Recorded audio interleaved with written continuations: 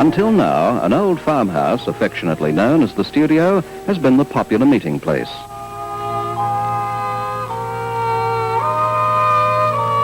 It is here that the weekends and the nights come alive with discussion, rehearsal, or the quiet concentration of still life painting.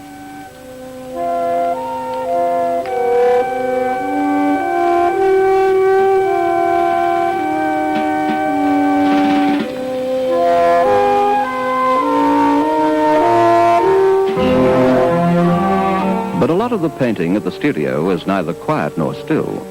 Saturday often sees the broader canvas of theatrical scenery given a new look for the next production. The sound of saws, hammers, and laughter prove that as far as local rep is concerned, getting there is half the fun. By now, the Civic Theatres are also getting there, with the Octagon and the Shedley, as the twin theatres are to be called, well and truly taking shape. Something to see, something concrete to talk about.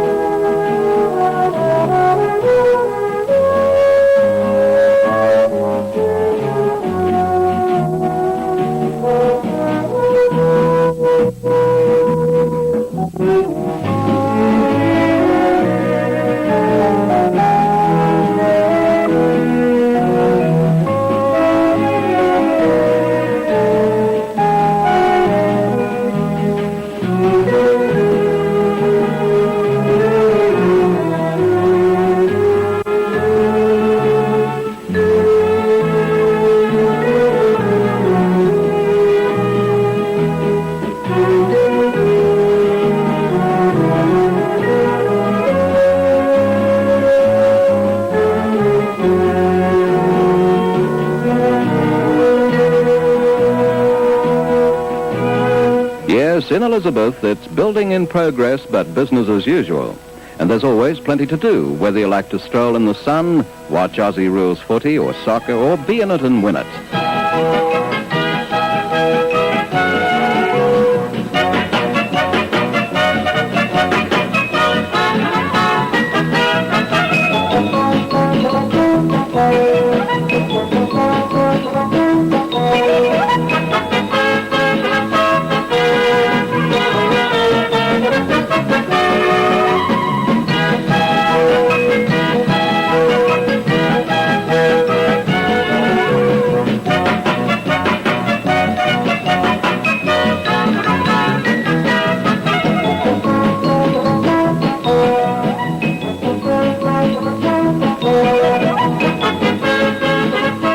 Play and players, Elizabeth's new stage is nearly complete.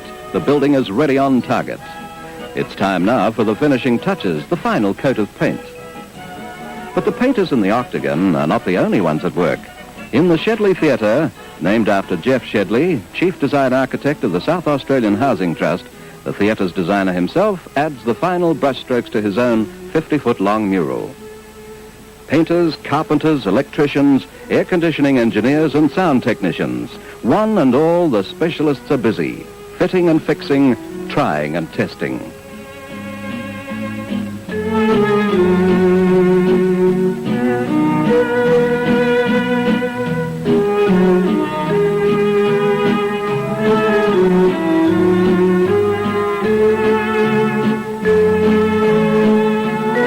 While the equipment moves in and the work goes on, those who plan to be among the first to use the new building are active too, making sure that they're not only the first up, but also best dressed. The producer for the Elizabeth Repertory's first Shedley production takes rehearsal in the still unfinished theatre, demanding that those who play clowns speak no more than is set down for them, and do that well. Cast and stagehands alike They look forward to their new first act in luxury.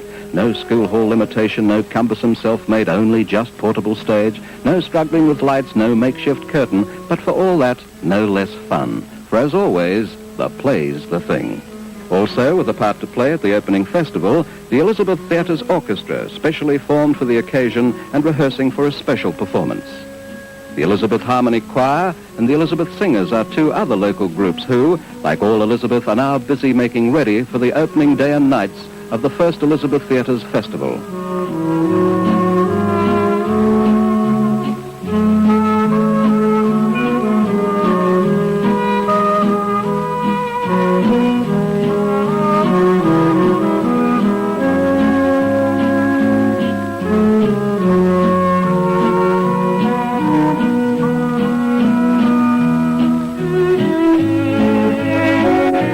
The first week's festival program will feature a formal opening ball, ballet, band, orchestral and choral concerts, a pageant of music, comedy, drama and dance, and already advance bookings show every sign that full house signs could well be needed.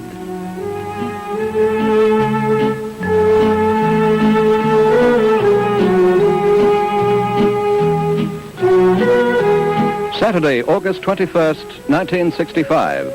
His Worship, the Mayor of Elizabeth, introduces Mr. J.P. Cartledge, Chairman of the South Australian Housing Trust, who formally hands the theatres over to the people of Elizabeth. And His Excellency, Lieutenant General Sir Edric Bastian, Governor of South Australia, quotes the theatres as good examples of what can and should be done, not only for today, but for generations yet unborn. And in unlocking the doors, he urges Elizabeth to take full advantage of the theatres, not merely to pay lip service and stay away. Certainly, all Elizabeth seems to be at the official opening ball. The Octagon does, in fact, have its first full house. The Mayor and Mayoress of Elizabeth, Mr. and Mrs. Gilchrist, are the guests of honor for the evening. For the City Council, who, for the past year, have been very active in organizing and financing the theatres, have now vested control in a board of management. Dress is formal, but otherwise, informality and good fun is the order of the evening. There's little speech-making, but a lot of talk, and the dancing goes on into the wee small hours. From dancing in the Octagon to dance in the Shedley, the other opening night, and the honor goes to a local ballet group. How will it go? What will the critics think? And the folk of Elizabeth, just as interested in their new theatre as they are in the ballet, what will they think? Curtain up! Now, it's too late to do anything more than has already been rehearsed. Your best has to be good enough. But what are they thinking out there? Tinker, tailor, soldier, sailor, butcher, baker, candlestick maker, milkman, mother, son, and student, stenographer, father, and newspaper delivery man. Different backgrounds, and what in common? Australia, a city called Elizabeth, and tonight, the ballet.